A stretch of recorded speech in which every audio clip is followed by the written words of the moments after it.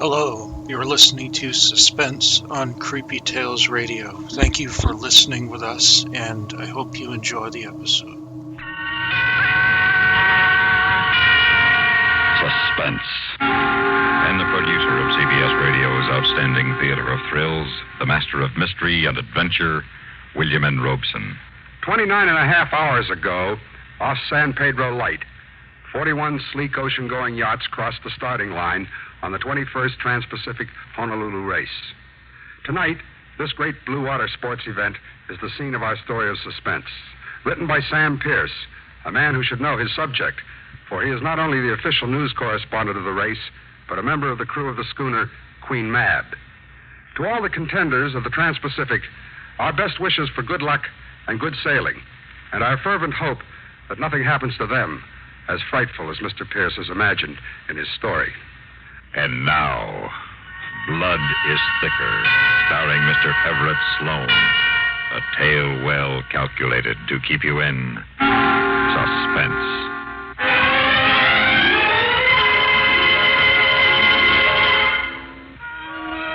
It's a simple enough plan, as plans go.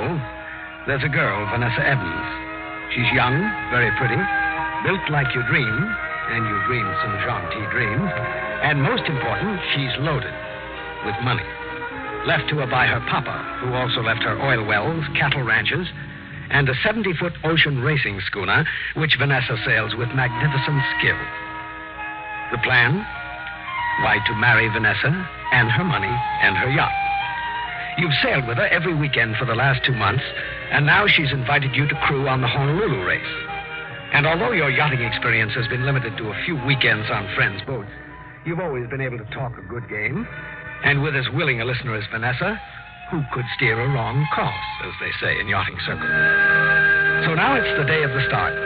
And as you swing jauntily aboard the sleek 70-footer, your spirits are soaring. You feel every inch the gentleman sailor your carefully selected wardrobe makes you look. Well, welcome aboard, Mr. Farley. Thank you, Captain. Morning, Mike. Vanessa, boy, don't you look wonderful. Thank you, sir, she said. Hi, Skipper. Mike. We can take off any time now. Doc's aboard. We all here, Vanessa? Crew complete? We're all here, Mike. But there's been a little change in personnel. Charlie Edmonds had his appendix taken out night before last. No kidding. So I've asked my cousin, Hugh Guthrie, to sail with us in his place. I'd like you to meet him. Hugh, this is Mike Farley, my cousin Hugh Guthrie. Oh, very glad to know you, Mike. Thank you. Vanessa was telling me you've done quite a bit of sailing on the East Coast. I thought perhaps we might... I made the Bermuda races a couple of times. Ah, fine race. What boat? The Quintana. Quintana? Mike raced on her in 1952, the year she won. Yes. You done much sailing, Hugh?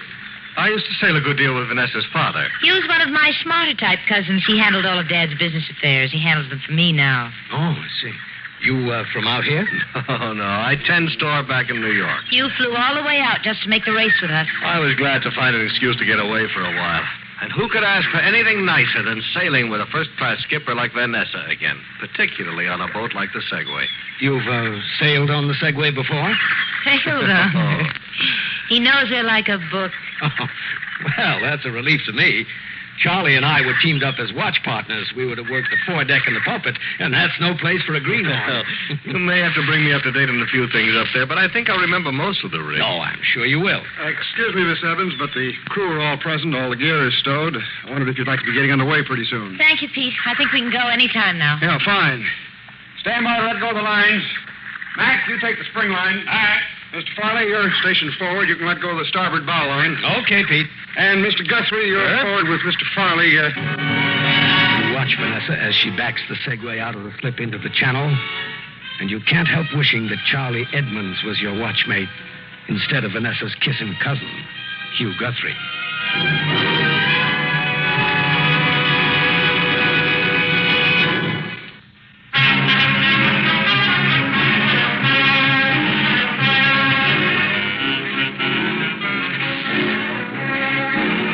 Outside the breakwater now, beating slowly to windward.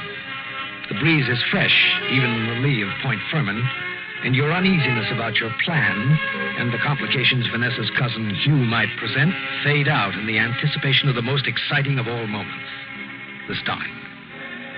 45 trim ocean racing yachts of all sizes and rigs. white-hulled, black-hulled, mahogany-hulled, knifing through the long, gentle swells of the Catalina Channel, maneuvering with a skill that is born to blue-water sailors. Aboard the Segway, with Vanessa Evans' slim, strong hands almost caressing the wheel, you know the excitement. Share it with every other sailor on every other boat as the seconds tick away and the navigator's voice continues the countdown. 8. Stand by to get the fishermen up as we cross the line. Standing mark. 5. Back to the air. 3, 2. There's 1. Up on the hill. Fire! All right, sheet her in. Coming in. Get her in fast. She's coming as fast as I can get her. Can you get the Jenny in any cotton piece? She's spinning in. I am. That's good. All right, make her fast. Was it all right, Pete? If I hadn't been looking, I would have thought your father was at the wheel. Thank you, Pete. Beautiful start, Vanessa. I don't think you had more than 2 seconds to spare. I thought for a minute we were going over the line too soon. I was scared, Mike, really scared. Oh, you handled her like a master. And we're doing great. Look, I don't think there's more than 2 boats ahead of us, maybe 3. Well, that cutter isn't going to wait for us, though. She'll weather us all the way to the west end of Catalina. But once we get around, we can really put some sail on, see what she can do. Well, we're pointing higher than that ketch over there, leaving her, too.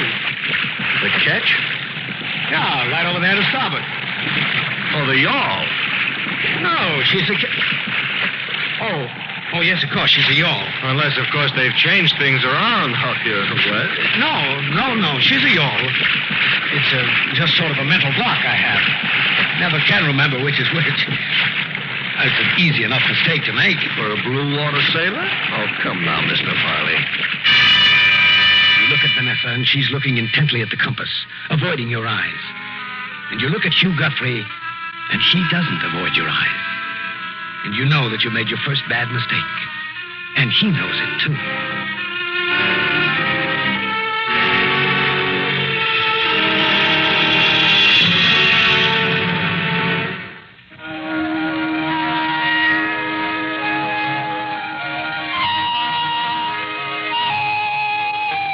You've been at sea for 3 days, and so far you haven't made any more mistakes.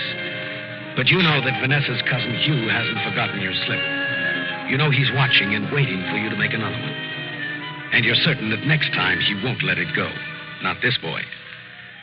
But there are moments aboard the Segway, rare but wonderful moments when you're alone with Vanessa out on the pulpit, a tiny fenced-in platform on the forward tip of the bowsprit, with nothing but the sound of the wind and the bow wave. She's beautiful from out here, isn't she, Mike? She's beautiful from anywhere, like her skipper. Mike, if I ask you something, will you get angry? Of course not, darling. I couldn't be angry with you. It's about you and Hugh. What about you and me? Well, I don't know what it is, Mike, but from the very first day of the race, you've been standing off watching each other. There's something between you. What is it, Mike? What's happened? Well, as a matter of fact, Vanessa, I felt it too. Mike, you don't like him, do you? Well, I don't dislike him. I don't think he likes you, Mike.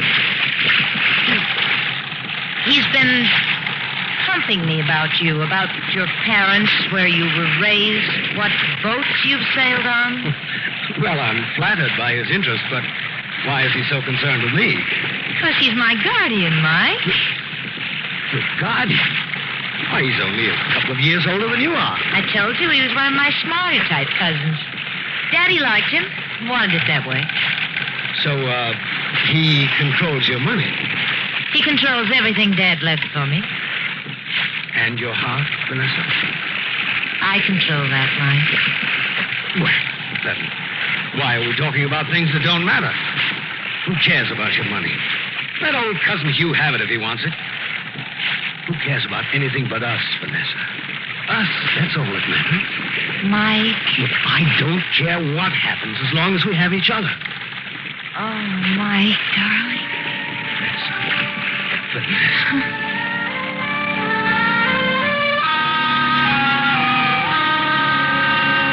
You stay out on the pulpit after Vanessa leaves, and you try to digest this new and unpleasant piece of news. So Cousin Hugh is Vanessa's guardian, her legal guardian. And you think of what a little thing loused up your plan. Just poor old Charlie's appendix. And you begin to hate Charlie, to wish he were dead. Or, wait a minute. Why Charlie? Why not Cousin Hugh? You and he share the midnight to 4 a.m. watch out here on the pulpit every morning.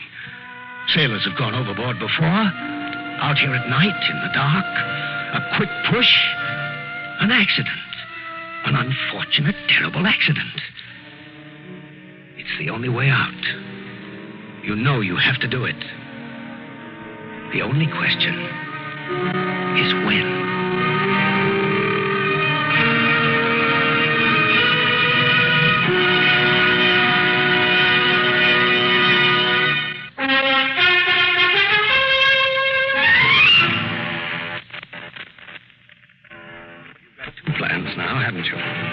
One, to marry Vanessa, and two, to get rid of her legal beaver cousin Hugh. Work until the second is finished. But everything's got to be just right. The wind must be high enough and the sea rough enough, the night black enough. And 7 days out, midway between San Pedro and Honolulu, the right time comes. With the wind blowing 20 to 25 knots and the sea coming at you in long rolling swells, the tops blowing off, feathering into the night, the bow of the Segway seems like a giant bucking bronco, lifting high only to plunge back in, pulpit and all, down into the black, angry water. You and Hugh are wearing your flotation gear, small but efficient life jackets that inflate when you squeeze the handle of a CO2 bottle. But you know that Hugh will not stay afloat once he's over the side. You removed the little steel air bottle while Hugh was eating dinner, and in its place you inserted an empty one. And one thing more. You fixed the lifeline fastener on the pulpit so it's ready to be opened at the right time to provide a convenient exit for Cousin Hugh. A broken fastener on the lifeline, they'll say. An accident. An unfortunate accident. So now you're out here on the pulpit with Hugh and you're ready. But before you do anything, you have to know how much he knows about you. You have to. It's almost a compulsion. I had quite an interesting talk with Vanessa the other day. Is that so? Yes, we talked about a lot of things. Mostly about you. Really? She said she didn't think you liked me very much. I may have given her that impression. She said you'd been asking a lot of personal questions about me. That's right, I did ask some questions. Why? Because I don't believe a word you say. Just because I made a few small mistakes, like calling a yawl a catch? Oh, the business of the yawl really had very little to do with it. There were so many other things. For instance? Well, for instance, you're sailing as a crew member on the Quintana in the Bermuda race of 1952. It was the year you sailed on it, wasn't it? That's correct. Well, despite the amazingly factual quality of your story, you were not on the Quintana in 1952. You can prove that, of course. Quite simply. You're a good student, Farley. You've obviously done a lot of reading on ocean racing. But you made a mistake in the Quintana story, and a rather bad mistake. You mentioned the names of the crew, but you left out the name of Hugh Guthrie. If you sailed aboard her, how come you left that one name out? Because you weren't on the Quintana. Correction. I seem to have a knack for being a last-minute replacement. On this race, it was poor old Charlie Edmonds. On the Bermuda race of 1952, it was a lad by the name of Kirby Meston. He was on the Quintana. It was printed in the official crew list, yes, but he was not aboard. He broke his leg on the very morning of the start. And I, lucky Johnny on the spot, happened to be there to see an old friend off who happened to be the skipper of the Quintana. I replaced Kirby Meston. That's impossible. Marley, you're a bit of a liar. And I don't trust liars. Particularly when they're moving in on someone very dear to me. Vanessa. Oh, yes. So now it's out. I thought you were awfully interested in your little cousin's future happiness. In fact, I warned Vanessa about you. You don't want me to marry her because you want her for yourself. All right, Polly, let's cut off the nonsense. You're a cheap phony, and I'm going to tell Vanessa the truth about you. You won't tell her anything because you're not going anywhere except over the side. I don't think so. You're going over now, right now. You're a phony, Mr. Polly. A phony. No! No! for him, a giant wave smashes over the pulpit, burying you in tons of water. You grab for the lifeline as you start over, but the fastener you doctored carries away, and you feel a sharp, tearing pain as the hook-like end of it rips through your hand. And then you're alone in the water, watching the Segway as she rushes on into the night. You inflate your life vest, and it works. And then you see, off in the distance, the spreader and deck lights come on, and you hear the voices, hurried, frantic, as they get the sails down and try to bring the Segway around.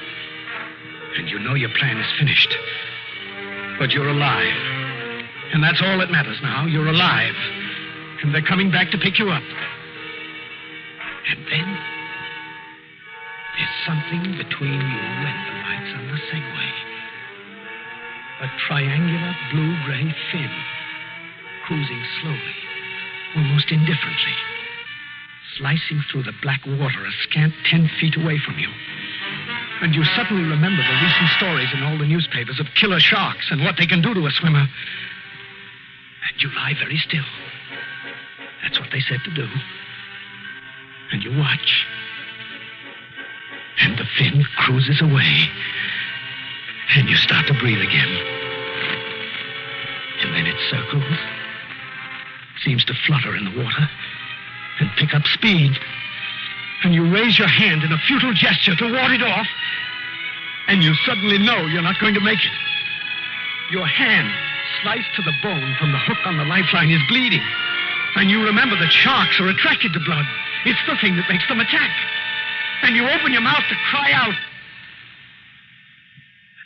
Never comes. Because you're pulled down through the blue-black water. And something has you in a vise of razor-sharp teeth. And then you do scream. With the last breath you have. And no one hears you. Or ever will.